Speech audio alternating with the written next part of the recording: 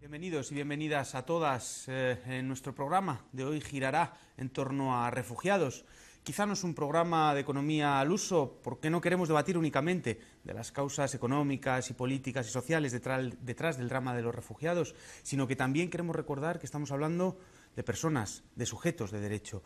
Nos parece especialmente importante recalcar desde ECO que las personas, en concreto los refugiados, no son flujos abstractos, no son mercancías, no son una amenaza, sino que son personas y personas con derechos que los países democráticos tienen la obligación de defender.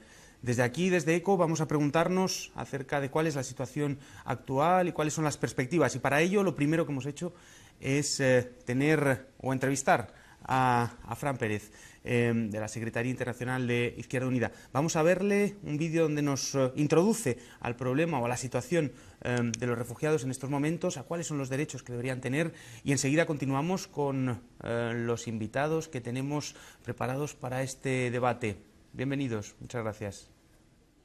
Los derechos de los refugiados, digamos que desde el punto de vista contemporáneo, se regulan a partir de la Declaración de Derechos Humanos de Naciones Unidas de 1948, es decir, después de la Guerra Mundial, que provocó un exilio de cantidad de personas que huían de la guerra y de ser perseguidos políticamente, ¿no? Hoy por hoy el exilio político lo provoca la guerra, ¿no? O el hambre. Y entonces, fundamentalmente los que se reciben sobre todo en Europa, pues vienen de Irak, vienen de Afganistán, vienen de Siria, vienen de esa zona del mundo y también de África, ¿no? Pero África más también por la guerra, pero también por la pobreza, por el hambre, ¿no? Por el empobrecimiento de África, de Sudán del Sur, de Eritrea también, ¿no? En el 15 empezamos a recibir por primera vez asilados, ¿no? Personas que buscaban el asilo político. Hay un debate en la Unión Europea y se decide recibir a 1 millón de personas, ¿no? Eso encabezado además por Angela Merkel, que sabemos que Alemania es el motor de la Unión Europea.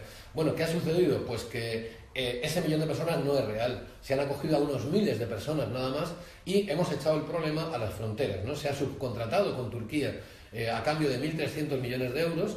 Turquía ha establecido campos de concentración para retener ahí a los refugiados y que no lleguen a Europa. Y también Grecia, que tiene que estar recibiendo un montón de refugiados y que yo creo que está siendo el país que intenta ser más solidario, ¿no? Porque recordemos que, por ejemplo, Hungría acaba de aprobar hace escasamente un mes el establecer campos de concentración con púas y con alambradas y detener, literalmente detener, o sea, encarcelar allí a los refugiados e incluso a los niños, ¿no? Lo cual es una barbaridad. Es decir, estamos yendo no solo hacia una Europa fortaleza, sino una Europa de extrema derecha, absolutamente insolidaria e incapaz de ayudar a los demás cuando sufren persecución.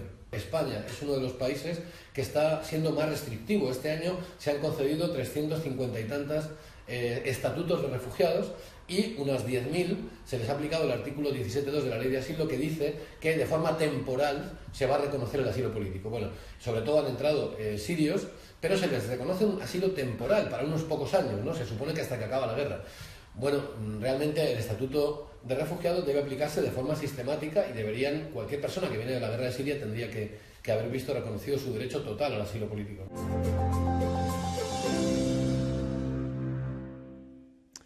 Bien, pues Fran, de la Secretaría de Solidaridad y Derechos Humanos de Izquierda Unida, nos comentaba un poquito la situación dramática, situación sorprendente. Para debatir un poquito de todos estos temas, como siempre, tenemos a unos expertos que nos van a permitir ir comentando cada uno de los aspectos que hemos ido preparando en este programa para entender un poquito mejor la situación de los refugiados. Paso a presentarlos. En primer lugar, tenemos a Pablo Martínez, es experto en cooperación internacional y miembro del colectivo La Mundial. Muchísimas gracias, bienvenido. Gracias a vosotros. ¿Qué te parecía lo que nos decía Fran? La situación que nos pinta no es precisamente muy halagüeña. Bueno, efectivamente, ¿no?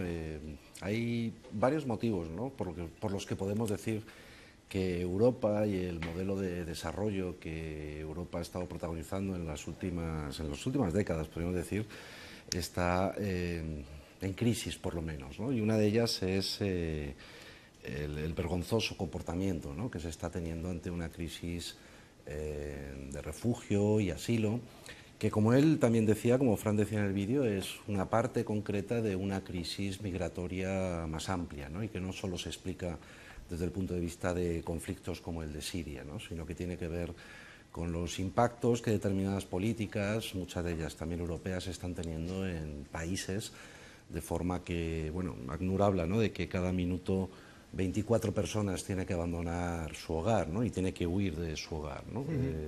Esto quiere decir que en el tiempo que dura este programa pues van a haber casi 1.500 personas, ¿no?, que tengan que salir huyendo de su hogar. Muy bien, Pablo, muchísimas gracias. También tenemos con nosotros a Manuel Ollé-Sesé, profesor de Derecho Penal Internacional. Bienvenido. ¿Qué tal? Buenas tardes, gracias por invitarme. Una primera aproximación a lo que nos comentaba Pablo, lo que nos decía Fran en el vídeo. ¿Compartes el diagnóstico? Sí, lo comparto plenamente, ¿no? Yo creo que ha hecho la fotografía que podíamos hacer todos los que estamos aquí. Ha retratado la realidad de lo que se está viviendo y lamentablemente de lo que, si no se pone solución, pues probablemente va a continuar, ¿no?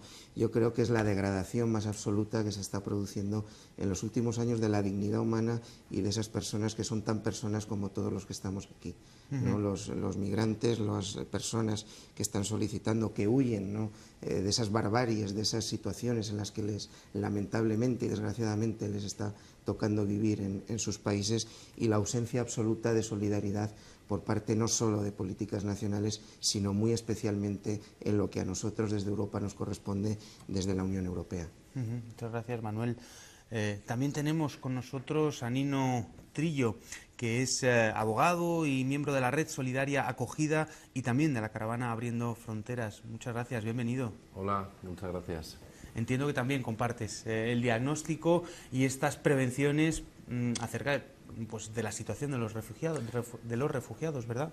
Sí, totalmente. O sea, estamos viviendo en un escenario global donde las cifras de personas sometidas a desplazamiento forzoso van alcanzando récords año a año, ¿no? Estamos hablando de este año, el último informe de ACNUR que comentaba aquí en la mesa, ¿no? Se han alcanzado ya 64,5 millones de personas forzadas a desplazarse y, sin embargo, muchas de esos desplazamientos son consecuencias tanto de políticas, bueno, pues de políticas militares, militaristas, de situaciones, ¿no?, del expolio económico de países de nuestro entorno, o de consecuencias ambientales de nuestro modelo de desarrollo, como son los desplazados climáticos. Y, sin embargo, cada vez estamos reduciendo los estándares de protección de estas personas que el derecho internacional les reconocía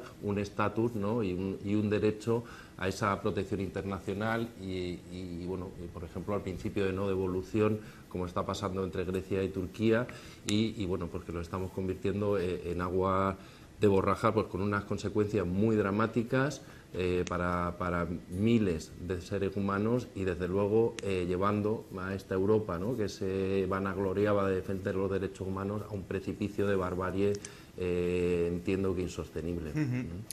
Bueno, pues si queréis vamos a empezar con el debate. Yo creo que habéis puesto encima de la mesa ya suficientes elementos como para poder ir debatiendo. Muchas veces hablamos de la situación de los refugiados, pero es cierto que estamos viviendo una situación desconocida desde la Segunda Guerra Mundial, o al menos así nos dicen muchos de los informes.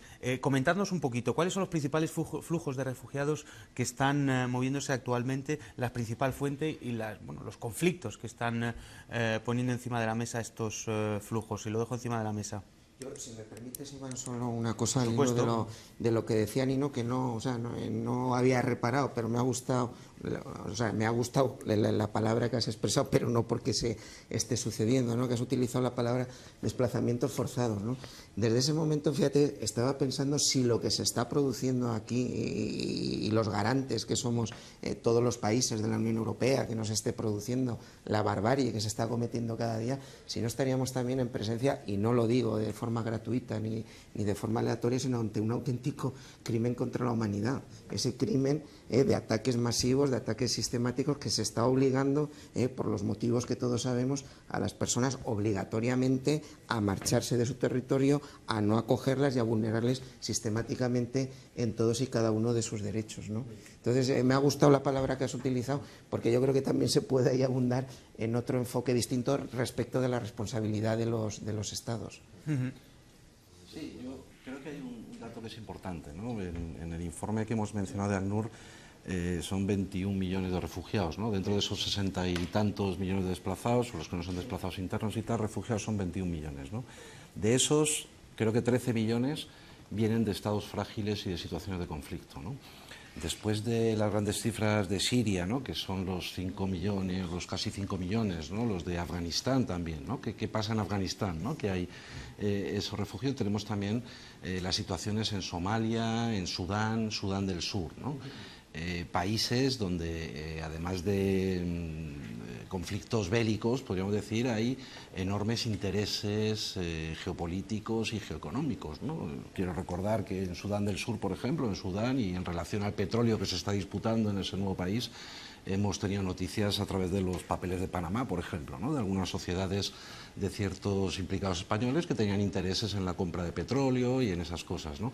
Vemos que hay en lugares de África, en muchos lugares, donde políticas de apropiación de tierras, de acaparamiento de tierras, están expulsando sistemáticamente de su medio de sustento a campesinos, a campesinas, a personas que no tenían otra forma de vivir, ¿no? Yo no soy el abogado de la mesa, soy vosotros, pero creo que la categorización, ¿no? Del refugiado ambiental es algo que muchas organizaciones ya vienen demandando desde hace tiempo, ¿no? Gente que está siendo expulsada por el avance de la frontera desértica, por un modelo de explotación de la tierra, que bueno, pues viene también amparado por políticas económicas y comerciales que tienen sus intereses en el norte del norte, para entendernos, ¿no? A mí me gustaría entender... estamos criticando abiertamente en la mesa la política de acogida de refugiados de la Unión Europea. Me gustaría saber cuáles son pues las obligaciones que tendría que tener y cuáles son las que no está respondiendo y por qué la Unión Europea está respondiendo de esta manera.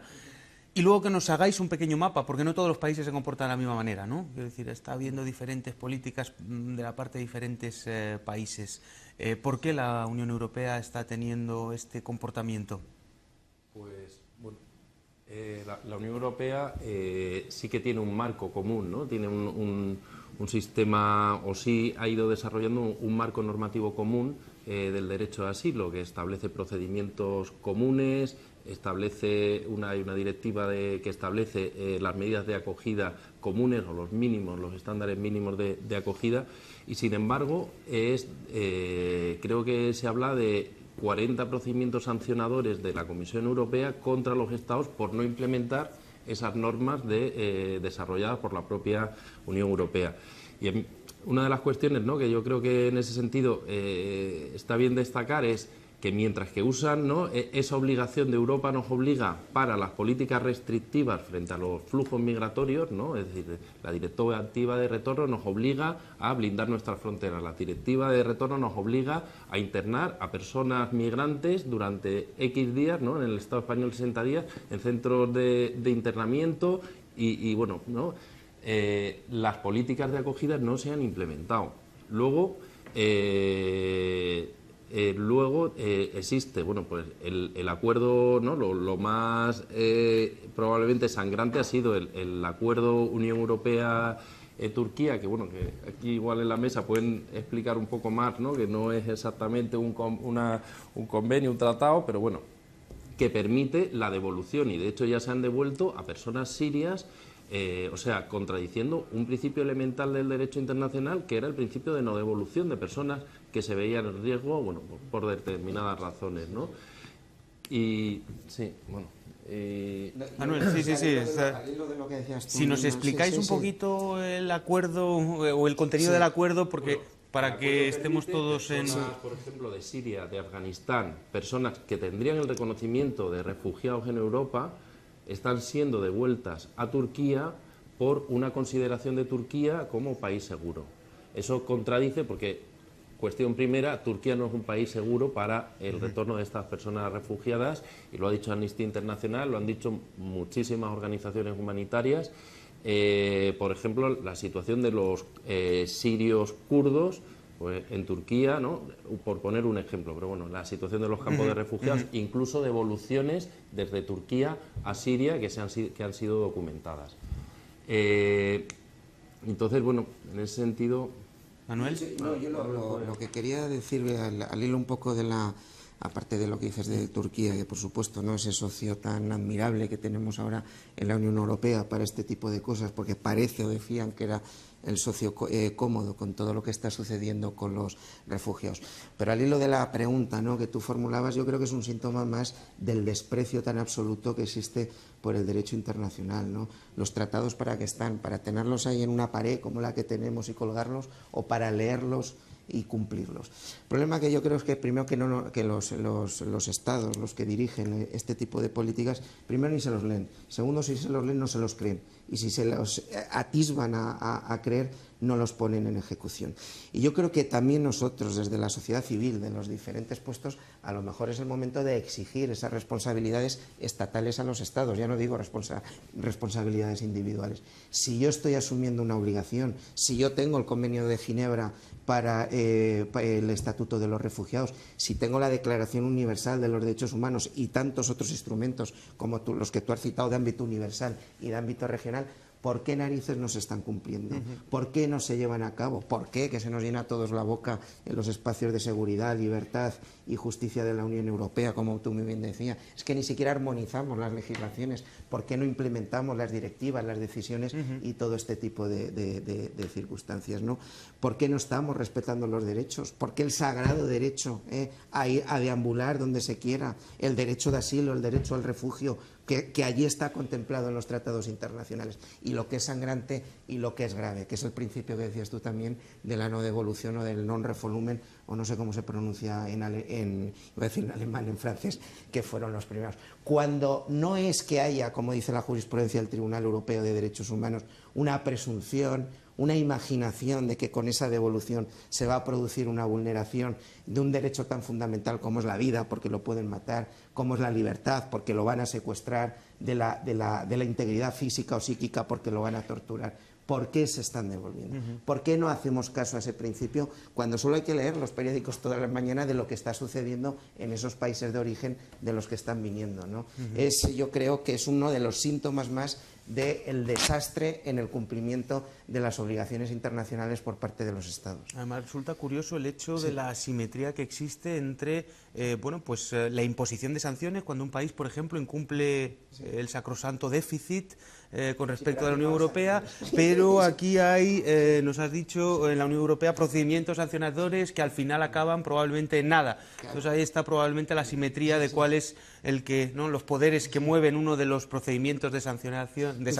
Fíjate, Iván, un ejemplo. Sí. Pobre de aquel país de la Unión Europea que se salte, por ejemplo, directivas en materia de terrorismo o en materia de lo que sea. O de comercio, o de liberalización. Por supuesto, de competencia. Pero en este caso no. O sea, hay un doble rasero y lo explicaba bien Nino antes, ¿no? Yo creo que una cosa son las que inmediatamente se mezclan en el debate, además, ¿no? Las políticas de frontera, de seguridad de frontera, etcétera, etcétera, como si fueran políticas dirigidas a la cuestión de los refugiados, ¿no? Y las políticas de acogida, de integración, de respeto del derecho internacional, del respeto del derecho del estatuto del refugiado, etcétera, etcétera, pues no, sencillamente no se cumplen, se incumplen sistemáticamente por parte de los Estados. Es decir, el Estado español tiene la bendita suerte o desgracia de ser frontera de la Unión Europea y seguimos haciendo devoluciones en caliente, ¿no? Y seguimos incumpliendo con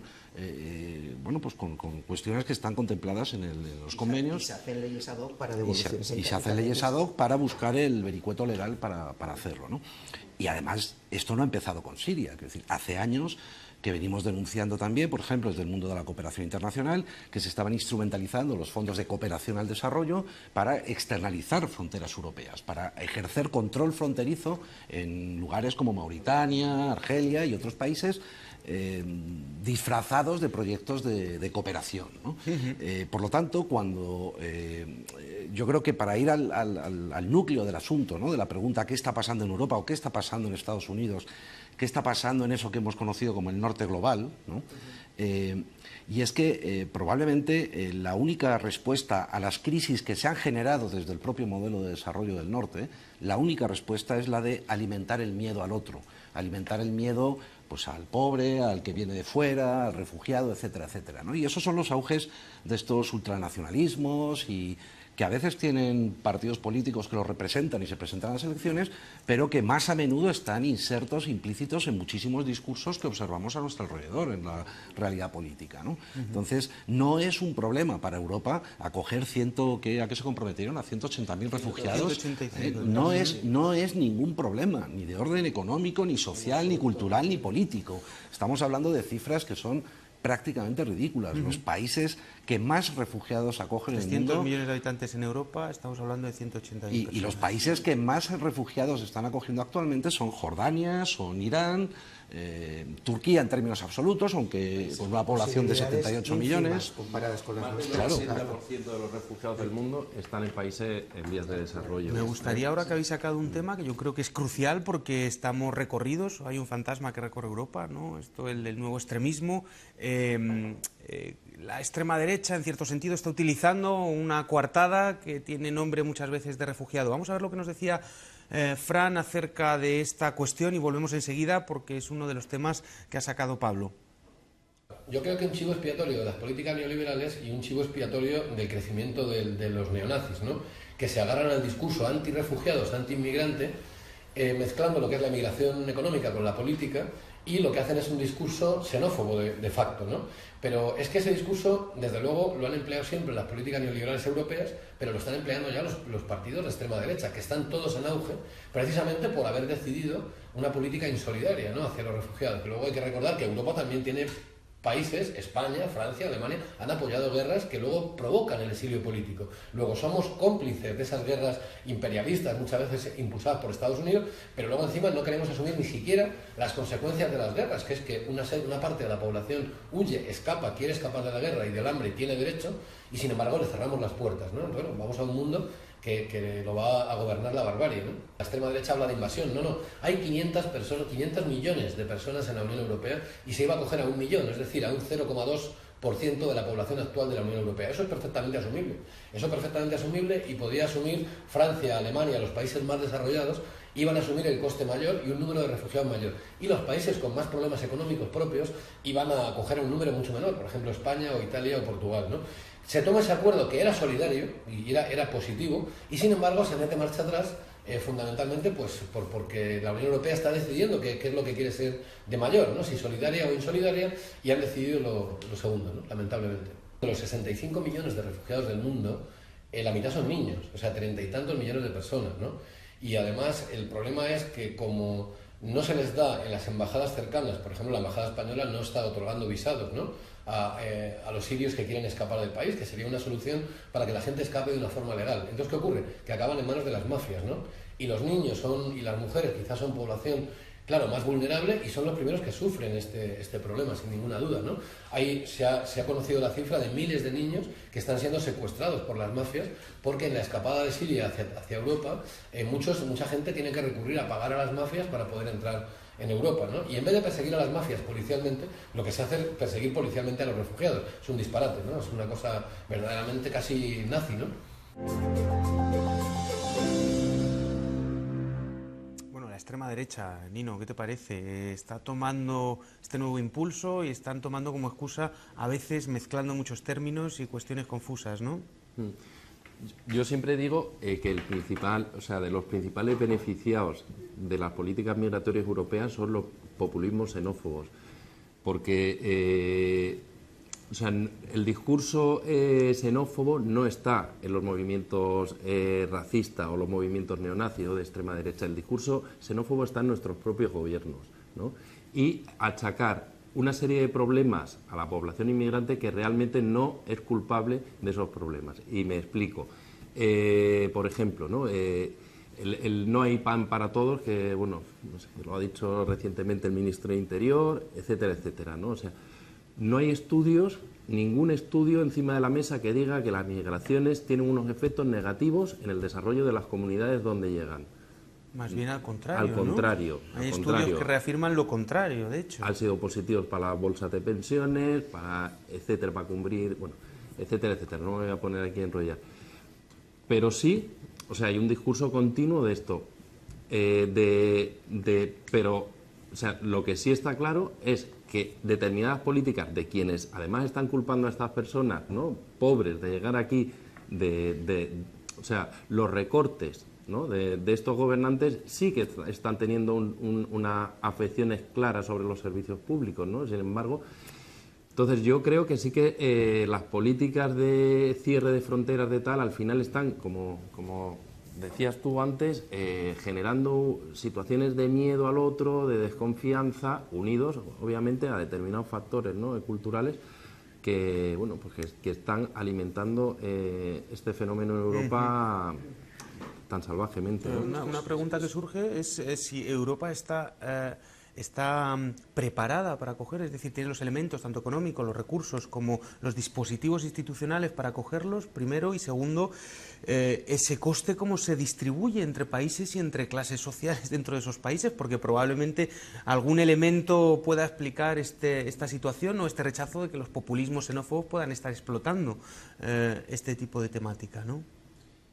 Bueno, pero yo creo que que la Unión Europea tiene los recursos suficientes y los Estados miembros tienen los recursos suficientes para atender a la cifra de personas de la que se está hablando, es más que obvio que sí es posible, ¿no? El problema es que Europa tiene un problema anterior a la llegada de los refugiados, y es el que yo creo que están tratando de ocultar con este tipo de discursos xenófobos y que responsabilizan y criminalizan, ¿no?, a los refugiados, ¿no? Ese mismo discurso existe a nivel doméstico.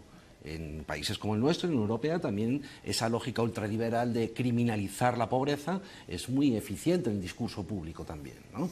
Es pobre pues porque no querrá trabajar, porque no se esfuerza lo suficiente, porque vivimos en un país maravilloso que tiene ya tasas de crecimiento económico y el que no trabaja es porque no se esfuerza. Bueno, es cierto que los salarios son más competitivos y bajan un poco, pero el que quiere tener éxito lo tiene. Se establece una especie de criminalización individual de forma que la situación socioeconómica que viven colectivos y personas, al fin y al cabo, parece que es únicamente responsabilidad de ellos. Europa, claro que tiene riqueza y capacidad institucional suficiente para hacer una acogida de ese tipo.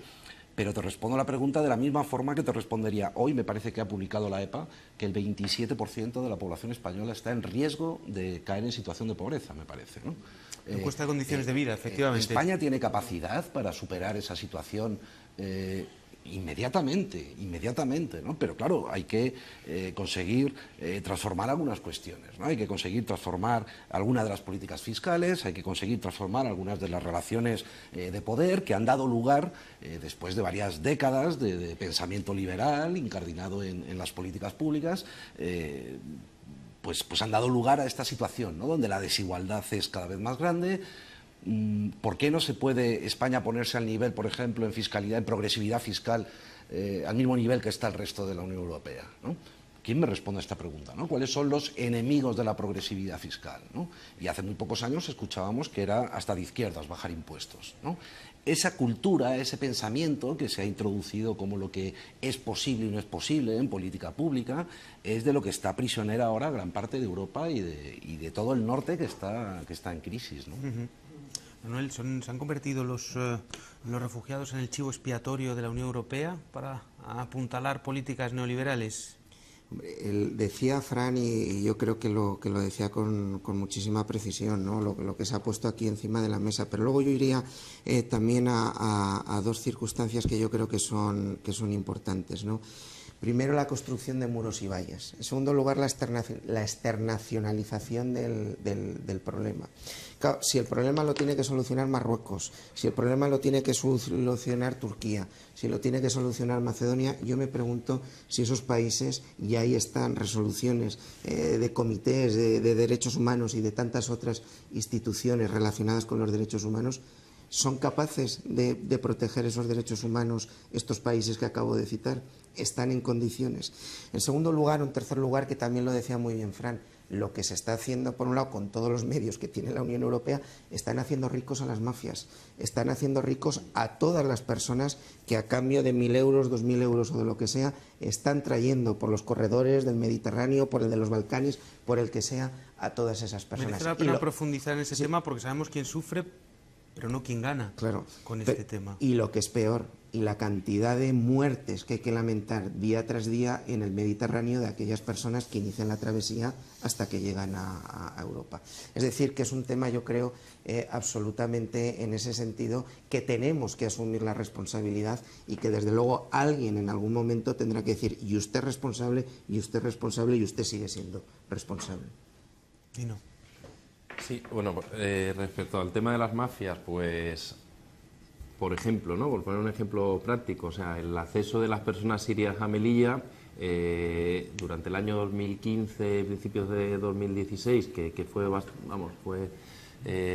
bastante elevado para lo habitual, estaba restringido por la policía marroquí de fronteras a 25 o 30 personas diarias. Y esas personas, ¿quiénes eran? Personas que pagaban por familia entre 4.000 y 5.000 euros para poder acceder a pedir asilo, teniendo a 150 metros una oficina de asilo que, por ejemplo, la de Ceuta lleva año y medio abierta y no se ha estrenado, ¿no? O sea que... Entonces, bueno, ¿quién se beneficia? O sea, lo que está claro es que este tipo de políticas, lejos de acabar con las mafias, lo que están es construyéndolas, alimentándolas y extendiéndolas, ¿no? Favorece a las mafias, por ejemplo, el hecho, la negativa, ¿no?, de que hay organizaciones sociales que los vienen demandando, ¿no?, que ante crisis como la de Siria, por ejemplo, se pueda solicitar asilo en las embajadas y en los consulados, ¿no? Eso también está beneficiando y está favoreciendo a las mafias. Si yo tengo que huir de mi país por una situación de conflicto bélico, de guerra, de peligro para mi vida y para los míos, si pudiera acercarme a la embajada y solicitar asilo ahí, podría, a través de esa solicitud, conseguir la protección internacional suficiente. Como no puedo hacerlo, ¿en manos de quién me pongo para salir de mi ciudad que está bombardeada, controlada por las facciones del conflicto, que me llevan a otro país y a otro tercer país y acabo en la frontera de Melilla, como decía Nino, ¿no? Sí, sí. Teniendo que pagar también para que a mí y a los míos nos metan cuanto antes en el cupo de 25, ¿no?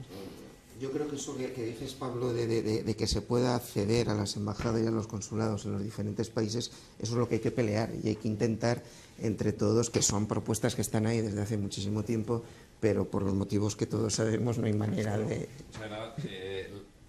La legislación española de asilo contemplaba la posibilidad de solicitar asilo en las embajadas y la ley de asilo del 2009 elimina esa posibilidad limitándolo a un visado que todavía no se ha desarrollado legalmente, con lo que no exista esa posibilidad real. Y de hecho, en preguntas parlamentarias contesta el Gobierno que no se están dando porque no tal, y que además se está negociando un nuevo modelo de asilo en la Unión Europea que la mayoría de los estados pretenden eliminar esa opción de solicitar visados en las embajadas. Entonces, ¿a qué condena eso? Condena eso a que la gente se tenga que jugar la vida para poder pedir protección que el derecho internacional le concede.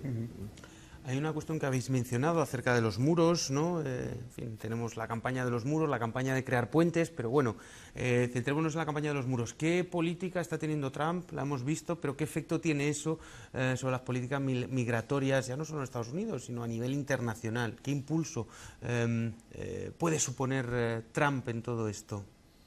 Bueno, de momento es una piedra más que legitima ese discurso, ¿no? Inmediatamente que Trump empezó con su mandato, pues Mauricio Macri en Argentina quiso revisar también y anunció que revisaría también, ¿no? Es que sale todos los días, o prácticamente todos los días, haciendo este tipo de declaraciones, ¿no? Al final eso construye sentido común, ¿no? Claro, no, por lo pronto...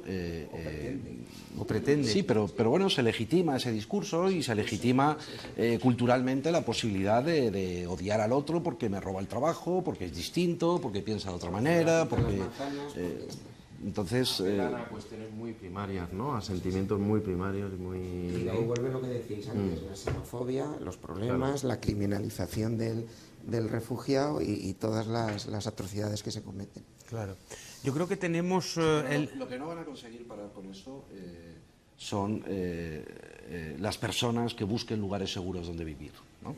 Y a medida que sigamos expoliando eso que llamamos el sur, ¿no? Con conflictos bélicos, con políticas económicas y comerciales y de otro tipo, con muros y demás, no van a conseguir parar la búsqueda de Claro, lo que pasa es que hasta ahora, o por lo menos se diferencia, ¿no?, digamos, los migrantes o los refugiados económicos de aquellos que huyen de conflictos bélicos, ¿no?, digamos, los migrantes económicos, pues personas que buscan, que no pueden vivir en sus países, que han sido expulsados por diferentes motivos, pero lo que estamos viendo ahora con esa estructuralidad es un punto coyuntural, que son unos movimientos de refugiados por los conflictos de Ucrania, de Siria, etcétera, etcétera, que están explotando, ¿no? Pero perdona que te interrumpa, sí. se diferencian simplificándolo mediáticamente, ¿no? De los 21 millones, antes dije, 13 de los 21 millones proceden de países, de una categoría, de un grupo de países que son estados frágiles y o países en conflicto, ¿vale? No todos son situaciones de conflictos evidentes o dramáticos en este mismo instante, como el caso de Siria, ¿no? En Sudán del Sur, los enfrentamientos ahora mismo, después de la división en dos países, son puntuales, y allí son refugiados originariamente de carácter económico. Pero es que, ojo, de los 21 hay 8 millones que son del grupo de países pobres altamente endeudados, países donde no hay conflictos bélicos, y son refugiados. Estamos hablando de estadísticas de refugiados. Tenemos el país que mayor número de desplazados internos tiene es Colombia. Colombia, donde ahora está intentando un proceso de paz, donde ha habido un conflicto que puede explicarlo, pero que en todo el arco latinoamericano cada vez estamos teniendo más desplazados huyendo de las amenazas de las grandes empresas constructoras hidroeléctricas, etcétera, etcétera, y de la gente que está defendiendo el territorio. Se asesinan defensores de derechos humanos todos los días en Latinoamérica por defender el territorio, defender el río, por defender contra la construcción de megaproyectos, ¿no? Y todo eso genera un marco de impunidad que genera desplazados y genera refugiados, ¿no? Es decir, que no es tan fácil, ¿no?, distinguir lo que es un refugiado económico o lo que es un refugiado, un solicitante de asilo por motivos de guerra, que un solicitante de asilo por motivos de desplazamiento económico, ¿no? Y eso no es tan fácil a veces distinguir, ¿no? Sí, queréis los dos. Nino. Hay una idea que es que cada vez, a nivel de políticas, ¿no?, y de trato, esa diferencia existe menos. Es decir,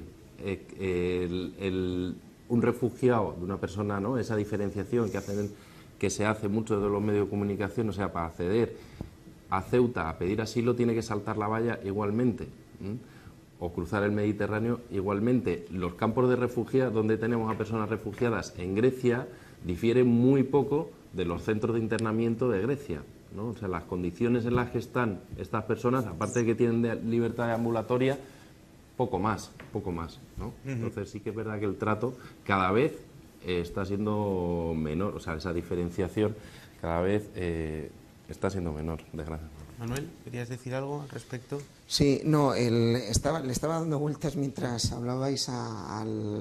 Hace tiempo le escuchaba a José Antonio Gimbernat, que fue presidente de la Federación de la Asociación Pro Derechos Humanos y después de la Federación de la Federación de Asociaciones de Derechos Humanos, a mí no me acordaba, y tiene por ahí alguna publicación precisamente un poco con lo que decía Pablo, ¿no? La línea tan delgada entre el económico y el que se está jugando la vida, ¿no? Y la conclusión a la que llegaba él, si mal no recuerdo, era también, dice, no, es que el económico también se juega la vida, porque el migrante económico, el que no solo tiene derecho a sobrevivir, tiene derecho a vivir dignamente, y esas líneas, o sea, en el fondo convergían en el mismo sentido, en esos países de la pobreza, en esos países que se están produciendo los desplazamientos por las tierras, por la agricultura, por lo que sea, acababan todos en la misma situación. Y en el fondo, la naturaleza, si se pudiera calibrar cualitativamente hablando, probablemente sería la misma. El sufrimiento personal de esa persona, la aspiración que tiene no solo para él, sino para su familia, de vivir dignamente, o por lo menos tratar de vivir dignamente. El económico en el aspecto de la supervivencia, y el no económico, el perseguido, pero por los problemas que lo puedan matar o que le pueda suceder cualquier otro tipo de calamidad, ¿no?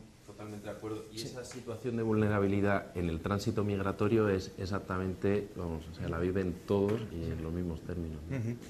Yo creo que tenemos ya elementos de análisis para vislumbrar algunas alternativas de futuro, o por lo menos para imaginarnos algunas de las medidas que podían paliar los problemas o ciertos problemas que han ido señalando los invitados. Algunos lo señalaban, ¿no? Poder acceder a los consulados en el país de origen. Vamos a... Importantísimo. Bueno, vamos a ir a las alternativas y vamos a abrir el bloque de alternativas con un último corte de Fran Pérez de la Secretaría de Solidaridad y Derechos Humanos de Izquierda Unida acerca de, bueno, aquellas medidas que podíamos implementar. Vamos a escucharle y enseguida volvemos con estas y otras medidas a la mesa de debate. La política positiva del asilo y refugio, las obligaciones de cada país simplemente hay que cumplirlas, ¿no? Es decir, acoger a los refugiados en centros de atención donde puedan dormir, donde puedan comer, ofrecerles una ayuda psicosocial porque vienen con traumas, ¿no? Consecuencia de la guerra y del hambre. También ofrecerle que sus hijos puedan ir a las escuelas, es decir, mientras dura un procedimiento temporal en el que su situación se legaliza. Eso es lo que hay que hacer, ¿no? Y nada más, garantizar el derecho a la reunificación familiar, es decir, gente que a veces viene separada de sus familiares más cercanos, ¿no? Pero esa es la obligación de un Estado democrático, acoger y garantizar los derechos sociales mínimos, la asistencia sanitaria en el caso de que lo necesiten. Es sencillamente eso, que es lo que se está incumpliendo en casi toda la Unión Europea, ¿no? Donde se está restringiendo cada vez más el número de asilados y el reconocimiento de estatutos de asilo.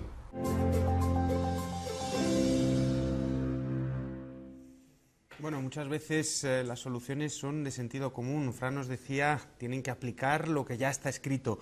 Bien, algunas medidas que no hayamos nombrado o que creáis que son fundamentales, tanto que hay que aprobar como que hay que luchar. Nos estabais comentando ahora, en la Unión Europea se está debatiendo un nuevo marco de asilo en el cual se está cuestionando esto que estabais proponiendo como una medida importantísima, ¿no?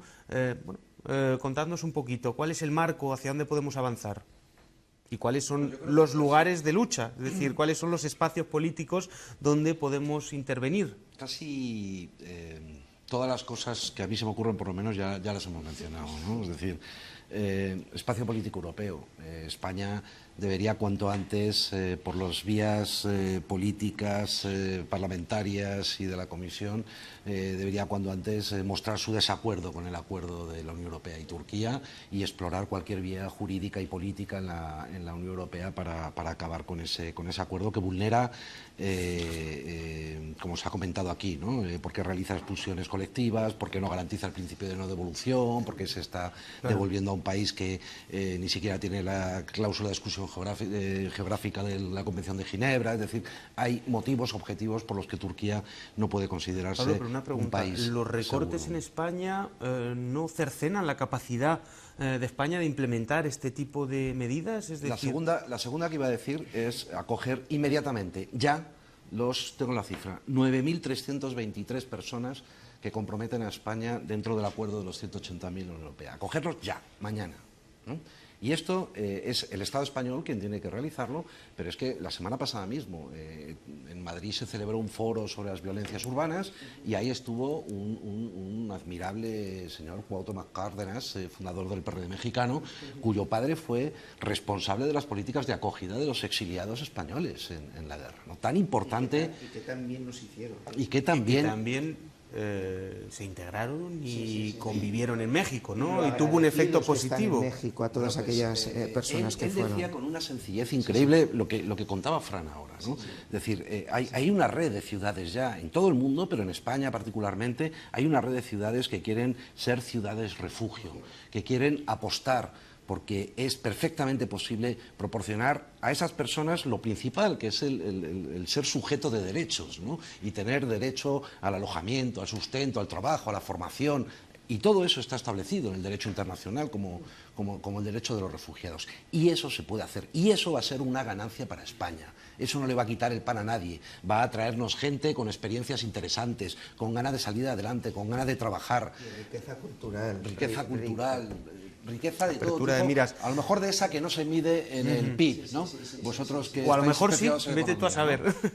¿no? Esa que no consta en ese agregado monetario, ¿no? Pero riqueza de las sociedades, ¿no? Y luego, por último, También se comentaba, o comentaba Fran, ¿no?, lo del reagrupamiento familiar, ¿no? Es imprescindible que se flexibilicen los requisitos para el reagrupamiento familiar porque hay verdaderos dramas detrás de eso, ¿no? Igual que la posibilidad de solicitar asilo en embajadas y consulados que se ha mencionado, o también facilitar la concesión de visados humanitarios, ¿no?, que es una cuestión también fundamental, ¿no?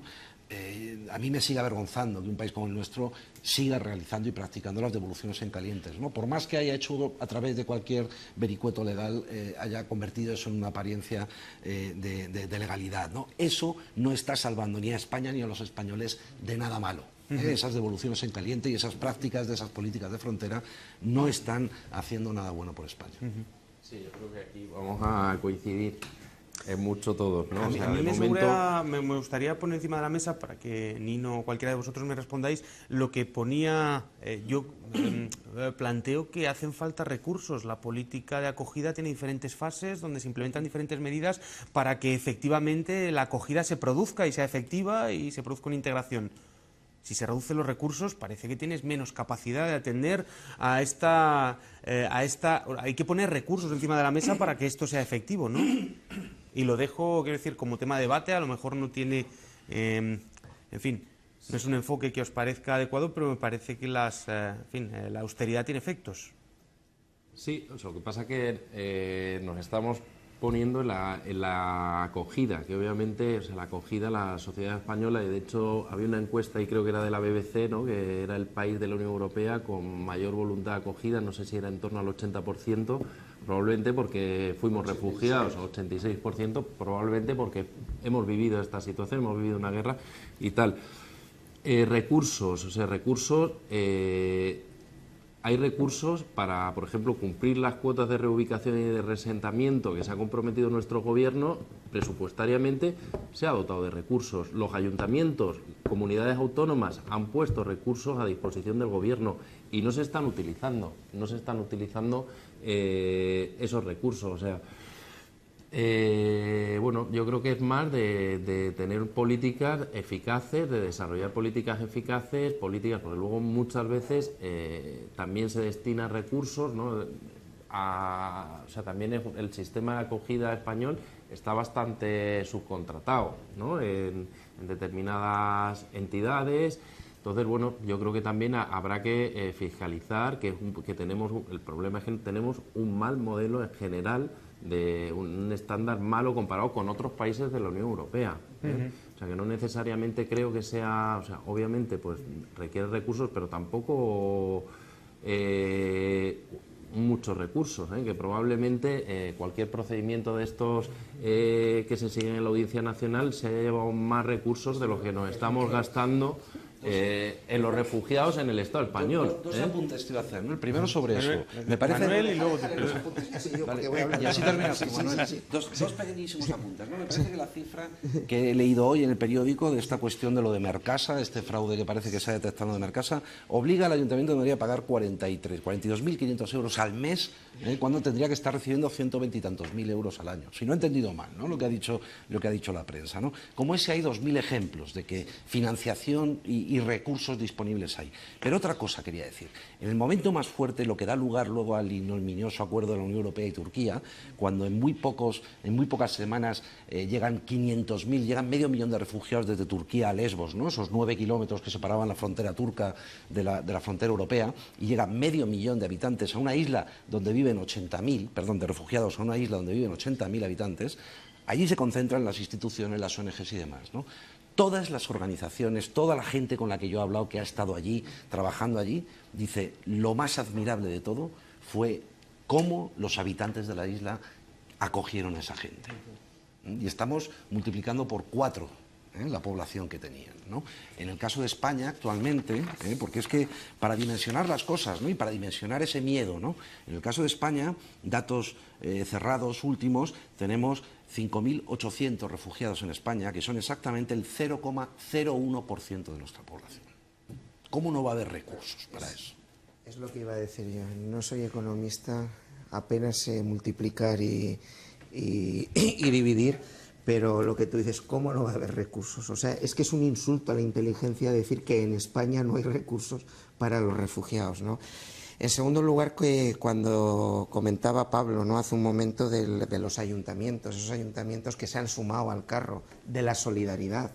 Bueno, entre otros el de la capital claro. del territorio, ¿no? Sí, Madrid, nuestro ayuntamiento. Hace poquito venía a visitar una amiga francesa y veía la pancarta y se emocionó al verlo, ¿no? Claro. Y eso es verdad que merece la pena ser resaltado. Sí, ¿no? Y a través de los municipios yo creo que se puede hacer muchísimas cosas. Y luego volveré a alguna cuestión más concreta y práctica.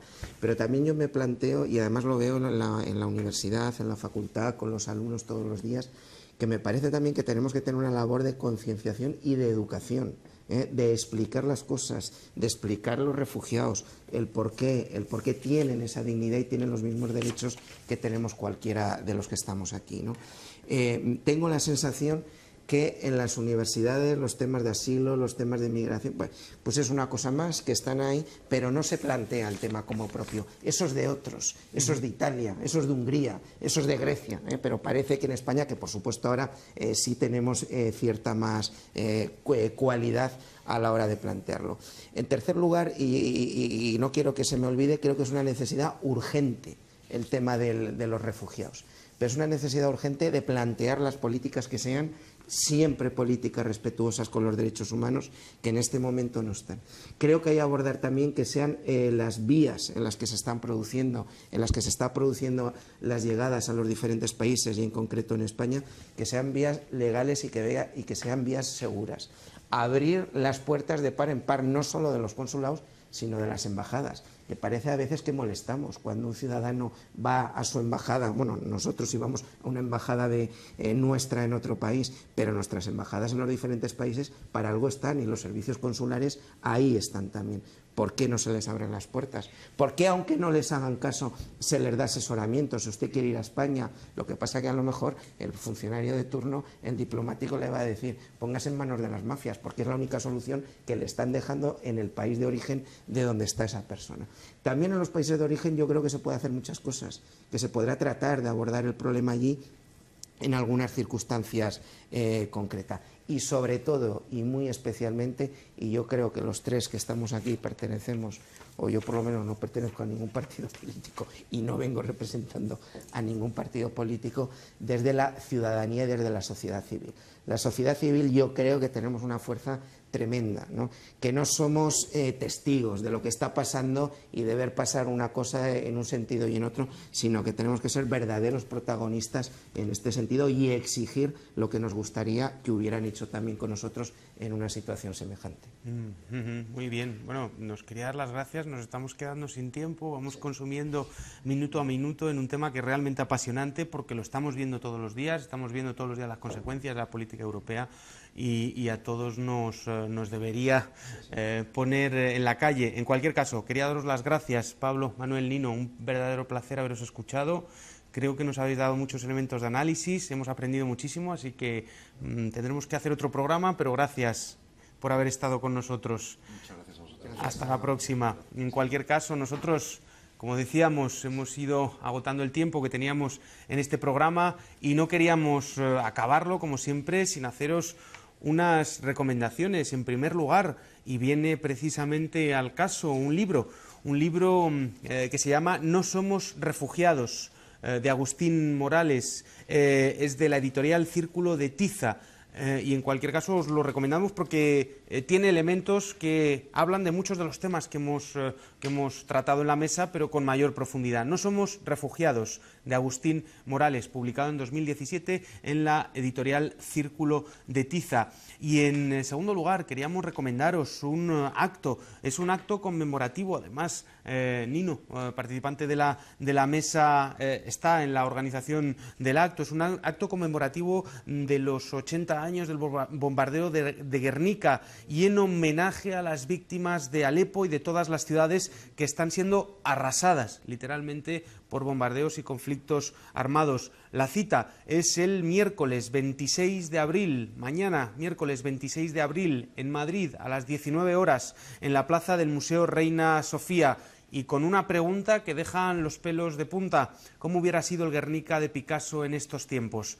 Bien, pues en cualquier caso os dejamos, os pedimos difusión como siempre y os convocamos mañana 26 de abril a las 19 horas en la plaza del Museo Reina Sofía. Muchísimas gracias y hasta el próximo ECO.